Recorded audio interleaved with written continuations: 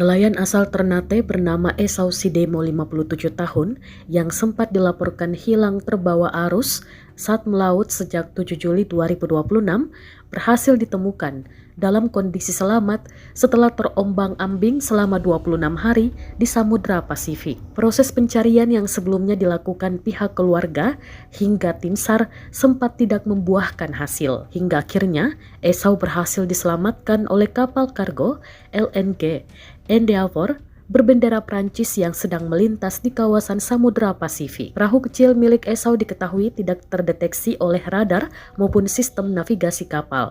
Korban murni terlihat berkat kejelian pengamatan mata salah satu awak kapal. Proses evakuasi Esau ke atas kapal dilakukan menggunakan tangga kapal.